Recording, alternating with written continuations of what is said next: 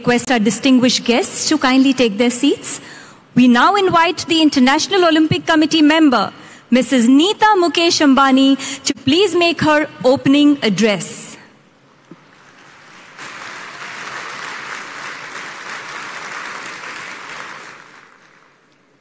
Most respected Prime Minister of India, Mr. Narendra Bhai Modi, International Olympic Committee President, Mr. Thomas Bach, distinguished guests and dear friends. Namaskar, Swagatam. Welcome to all of you.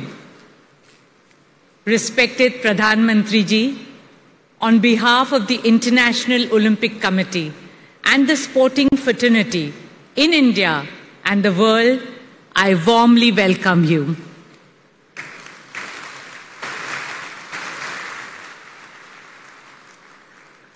Respected Prime Minister, we are filled with immense joy and gratitude that you have joined us today.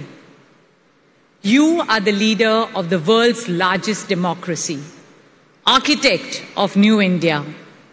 Your support to sport has made this session in India a reality.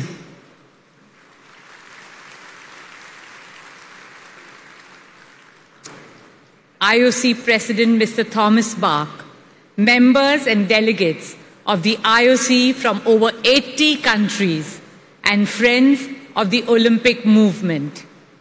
It is an absolute honor for us to host this historic IOC session in India after 40 years.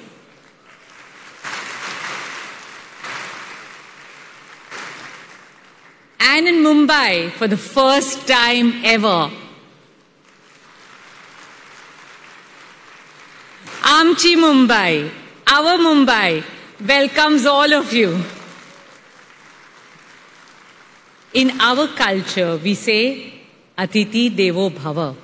It means our guest is God. You all have arrived in India at an auspicious time on the eve of Navratri, a vibrant Hindu festival celebrated with song, dance, and festivity that signifies the triumph of good over evil. My dear friends and colleagues, in this meeting of the IOC, I see the confluence of two wonderful forces. One is the Olympic movement, which unites humanity and transcends all national, racial, religious, and linguistic barriers. The other is India, the world's largest democracy, as the host of this meeting. The mantra and motto of our 5,000-year-old civilization is Vasudhaiva Kutumbakam, which our Prime Minister declared as the theme at India's presidency of the G20 summit last month. It means the entire world is one family.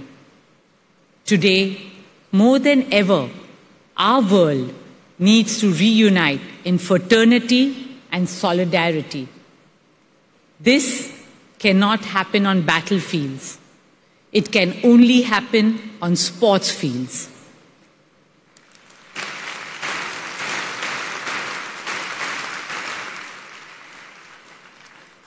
In all of human history, there has never been a more magical force to promote peace, friendship, health, fitness, motivation, and joy than sport.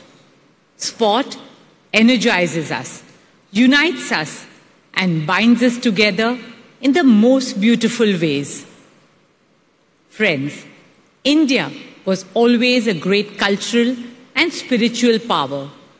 Now, under the visionary leadership of Prime Minister Modi ji, India is a rising economic power, technological power, a power in sustainable development, a philanthropic power, and also a rising sporting power.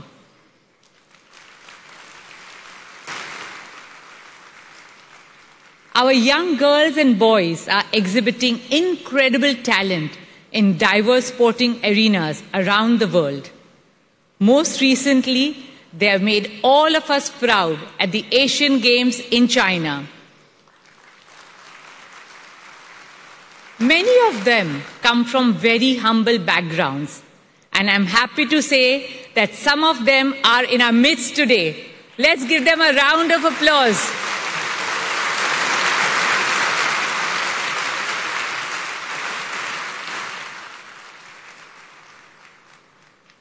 In conclusion, my dear friends from the IOC, let me say this with great humility. India's potential is limitless. In the years to come, young Indians will excel globally in every field of human endeavor, including sport. This is the collective dream of 1.4 billion Indian hearts. It is also the collective determination of 1.4 billion Indian minds.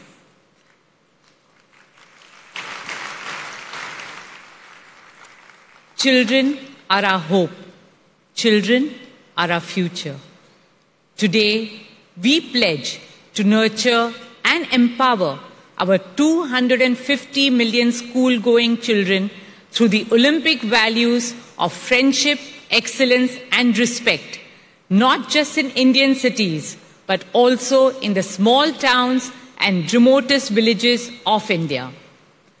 This meeting of the IOC is truly a defining moment in the history of sport in India. Today, let us recommit ourselves to the guiding principles of the Olympic movement and work towards Olympics of all, Olympics by all, and Olympics for all.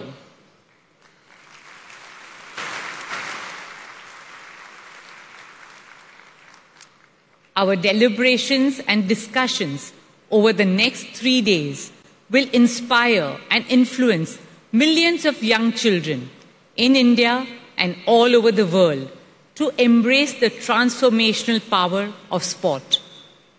Our children are the ones who will help to shape a better, brighter, kinder, greener, happier, and more harmonious world. A shared future that unites all the 8 billion people on our beautiful and bountiful planet. Dear friends, today we are about to witness history. When our Prime Minister Narendra Bhai Modi declares the 141st IOC session open, India will once again open its arms to the world, not just as a host, but as a torchbearer for the Olympic movement.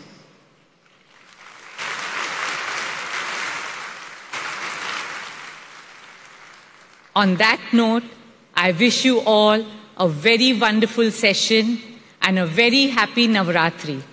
Thank you. Dhanyavad. Jai Hind.